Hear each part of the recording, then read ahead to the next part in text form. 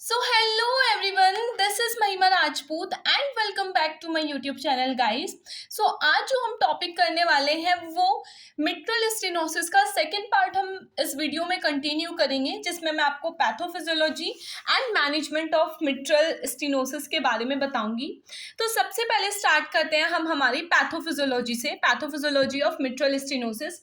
सो mitral stenosis वो condition थी जिसमें जो हमारा मिट्रल वॉल था वो नैरो हो गया था, ठीक है, कॉन्स्ट्रिक्ट हो गया था, जिसकी वजह से जो ब्लड फ्लो था हमारा वो लेफ्ट एट्रिया से लेफ्ट वेंट्रिकल में प्रॉपर ब्लड सप्लाई नहीं हो पा रही थी। अब उसकी पैथोफिजियोलॉजी हम देखेंगे। अब मिट्रल वॉल स्टेनोसिस होने की वजह से, नैरो होने की वजह से क्या होगा हमारा, जब हमारा ब्लड जो है वो लेफ्ट एट्रिया से लेफ्ट वेंट्रिकल में नहीं जा रहा तो इंक्रीज लेफ्ट एट्रियल प्रेशर। जब लेफ्ट एट्रिया से लेफ्ट वेंट्रिकल में ब्लड सप्लाई नहीं हो पा रही है, ब्लड फ्लो नहीं हो पा रहा है, तो ब्लड कहाँ पे इकट्ठा होने लगेगा, लेफ्ट एट्रिया में हमारा जो ब्लड है वो बहुत ही ज्यादा इकट्ठा हो जाएगा। देन उसकी वजह से क्या होगा, लेफ्ट एट्रिया में ब्लड इतना ज्यादा इकट्ठा हो जाएगा कि वो जो ब्लड होगा हमारा बैक फ्लो होने लगेगा। अब मिट्रल लेफ्ट एट्रिया में ब्लड कहाँ से आ रहा था, पल्मोनरी आर्टरी से, सॉरी पल्मोनरी वेन से ब्लड आ रहा था हमारा। पल्मोनरी वेन में ब्लड आता है लंग्स से, लंग्स प्योरीफाई करके हमारा जो ब्लड है वो पल्मोनरी वेन में डालता है, पल्मोनरी वेन से वो लेफ्ट एट्रिया में आ रहा है।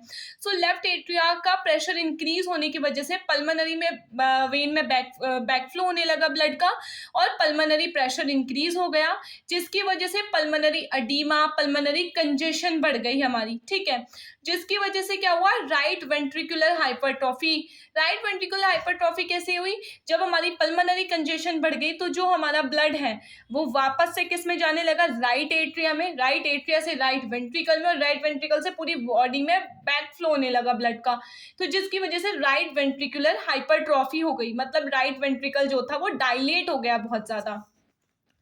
इसके बाद दूसरे हाफ सेक्शन में क्या लिखा है, वॉल के नैरो होने की वजह से जो ब्लड फ्लो होगा हमारा वो डिक्रीज हो जाएगा लेफ्ट वेंट्रिकल में, जिसकी वजह से लेफ्ट वेंट्रिकल में डिक्रीज होने की वजह से लेफ्ट वेंट्रिकल से अरोटा के थ्रू ब्लड पूरी बॉडी में सप्लाई होता है हमारा, सर्कुलेट होता है। सो जो ब्लड का सर्कुलेशन है वो डिक्रीज हो जाएगा, मतलब ब्लड का जो कार्डिक आउटपुट है वो डिक्रीज हो जाएगा, और कार्डिक आउटपुट डिक्रीज होने की वजह से लेफ्ट वेंट्रिकुलर एट्रोफी, मतलब लेफ्ट वेंट्रिकुलर हाइपरट्रॉफी हो जाएगी, जो लेफ्ट वेंट्रिकल था वो डायलेट होना स्टार्ट हो जाएगा हमारा, ठीक है। अब हम बात करते हैं हमारा मैनेजमेंट ऑफ मिट्रल स्टेनोसिस का, क्या कैसे हम मैनेज करेंगे इसे। सो सबसे पहला हमारा मेडिकल मैनेजमेंट, और मेडिकल मैनेजमेंट में हम एंटी कोएगुलेंट्स देंगे। एंटी कोएगुलेंट्स में क्या क्या आते हैं हमारे, एंटी कोएगुलेंट्स में हमारा हेपारिन, लिवोनॉक्स आता है हमारा। अब ये जो एंटी कोएगुलेंट्स दिए जाते हैं ये क्यों दिए जाते हैं हमारे, एंटीकोएगुलेंट्स हम देते हैं एम्बोलिज्म जो होता है हमारा उसके रिस्क को रिड्यूस करने के लिए। अब एम्बोलिज्म क्या होता है, एम्बोलिज्म एक तरीके का, जब हमारे वेन्स में, ब्लड की कैपिलरीज में जब क्लॉट फॉर्म हो जाता है, रक्त का थक्का जम जाता है, उसे एम्बोलिज्म बोलते हैं। एम्बोलिज्म मूवेबल होता है, हमेशा याद रखना। और एक होता है थ्रोम्बस, थ्रोम्बस मूवेबल नहीं होता। थ्रोम्बस एक जगह पर जब हमारा फैट आकर के इकट्ठा हो जाएगा हमारी जो कैपिलरीज हैं, ब्लड कैपिलरीज हैं, उसमें उसे थ्रोम्बस बोला जाएगा, और इस कंडीशन को एम्बोलिज्म बोला जा रहा है। सो ये क्या करता है, हमारे एम्बोलिज्म के रिस्क को रिड्यूस करता है हमारा, ठीक है, एंटीकोएगुलेंट, क्योंकि बैक फ्लो हो रहा है पूरी की पूरी बॉडी में, और जब पूरी बॉडी में बैक फ्लो हो रहा है ब्लड का तो बहुत ज्यादा चांसेस होते हैं ब्लड के क्लॉट जमने के, इसीलिए एंटीकोएगुलेंट्स दिए जा रहे हैं हमारा। Next beta blocker, beta blocker में एटिनोलोल, मेटाप्रोलोल, ये क्यों दिए जाते हैं, ये दिए जाते हैं हमारे प्रोप्रेनोलोल, ये दिए जाते हैं हमारे ब्लड के फ्लो को इम्प्रूव करने के लिए, अगर ब्लड के प्रेशर को रिड्यूस करने के लिए, ठीक है। नेक्स्ट आता है हमारा calcium channel blocker. Calcium channel blocker दिए जाते हैं हमारे ब्लड प्रेशर को कम करने के लिए, जिससे कि क्या हो, हमारी जो हार्ट है वो प्रॉपरली कॉन्ट्रैक्ट और रिलैक्स करे हमारा, ठीक है। नेक्स्ट डायरेटिक्स देते हैं हम। डायरेटिक्स को वाटर पिल्स भी बोला जाता है हमारा। ये क्या करता है डायरेटिक्स हमारा, ये वो मेडिसिन होती है जो हमारी किडनी को किडनी पे से प्रेशर को रिलीज करता है, क्योंकि किडनी बहुत इंपॉर्टेंट रोल प्ले कर रही थी हमारे ब्लड प्रेशर को मेंटेन करने में, जो मैंने आपको हाइपरटेंशन में पढ़ाया था। सो डायरेटिक्स देते हैं किडनी के प्रेशर को कम करने के लिए, जिससे किडनी अपना काम स्मूथली करती रहे, ठीक है। नेक्स्ट इसमें हम बात करेंगे हमारे सर्जिकल मैनेजमेंट की। What about the surgical management of mitral stenosis. So सबसे पहला जो हमारा सर्जिकल मैनेजमेंट आता है मिट्रल स्टेनोसिस में, हम एक सेकेंड, कुछ इशू हो गया है। हाँ, सर्जिकल मैनेजमेंट में सबसे पहले आता है हमारा मिट्रल बलून वल्वोप्लास्टी। मिट्रल बलून वल्वोप्लास्टी क्या होती है? मिट्रल बलून वल्वोप्लास्टी में क्या किया जाता है, नाम से पता चल रहा है, मिट्रल मतलब मिट्रल वॉल्व, बलून मतलब एक बलून कैथेटर होगा हमारा, और valvuloplasty, plasty word use for repairment, और valvo word use for wall of the heart. So mitral balloon valvuloplasty का मतलब है मिट्रल वॉल जो होगा उसे हम रिपेयर करेंगे with the help of the balloon catheter. ठीक है, इसमें क्या होगा, हमारे पास एक कैथेटर होगा। ठीक है, अब उस कैथेटर को हम क्या करेंगे, एक कैथेटर होगा और कैथेटर के ऊपर क्या लगा होगा, एक वायर लगा होगा जिसे हम हमारे फीमोरल वेन के थ्रू डालेंगे, और वो फीमोरल वेन के थ्रू से हमारी हार्ट में जाएगा। हार्ट के हम लेफ्ट एट्रियल, लेफ्ट वेंट्रिकल वाला जो वॉल होता है मिट्रल वॉल, उसमें लेकर के जाएंगे। उसे लेकर के जाने के बाद हमारा क्या होगा कि वहां पर जो भी ऑब्स्ट्रिक्शंस हैं उन्हें हम ओवरकम करेंगे।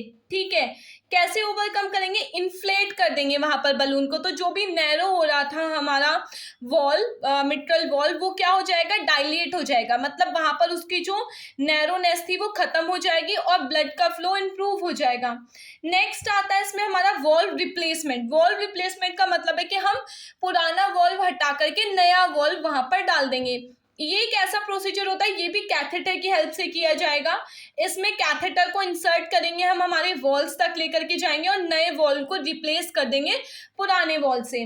ठीक है, सो अब हम बात करते हैं हमारे नर्सिंग मैनेजमेंट की, कि हम नर्सिंग मैनेजमेंट कैसे करेंगे, मतलब पेशेंट को कैसे केयर प्रोवाइड कराएंगे हम मिट्रल स्टेनोसिस की कंडीशन में। सो सबसे पहला जो हमारा नर्सिंग मैनेजमेंट आता है हमारा मिट्रल स्टेनोसिस की कंडीशन में, दैट इज कि हमें जो है पेशेंट को ऑक्सीजनेशन करना है, मतलब ऑक्सीजन प्रोवाइड कराना है हमारा। ठीक है, ऑक्सीजन को प्रमोट करना है जिससे पेशेंट रिलैक्स हो जाए, उसकी एंजाइटी जो है वो कम हो जाए। इसके अलावा पेशेंट को फॉलोअर्स पोजीशन देनी है हमें, पेशेंट को ऑक्सीजन एडमिनिस्टर करना as prescribe by doctor, patient को मॉर्फिन देनी है। मॉर्फिन क्यों देनी है, क्योंकि पेशेंट को क्या हो रहा था, हमारा चेस्ट पेन हो रहा था, इसीलिए हम पेशेंट को मॉर्फिन देंगे। इसके अलावा पेशेंट को किसी भी कॉम्प्लिकेशन के लिए ऑब्जर्व करेंगे कि पेशेंट को किसी तरीके की कोई कॉम्प्लिकेशन तो नहीं है। ठीक है, इसके अलावा पेशेंट को इलेक्ट्रोलाइट्स वगैरह प्रॉपर दिए जाएंगे।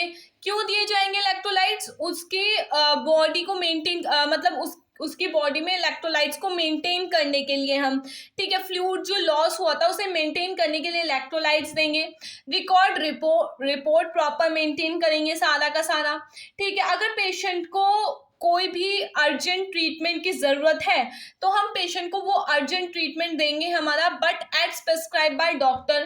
पेशेंट को सारी मेडिकेशंस देंगे as prescribe by doctor. Patient को हर प्रोसीजर्स के बारे में एक्सप्लेन करेंगे, हेल्थ एजुकेशन प्रोवाइड कराएंगे, उसकी एंजाइटी को रिड्यूस करने में हेल्प करेंगे।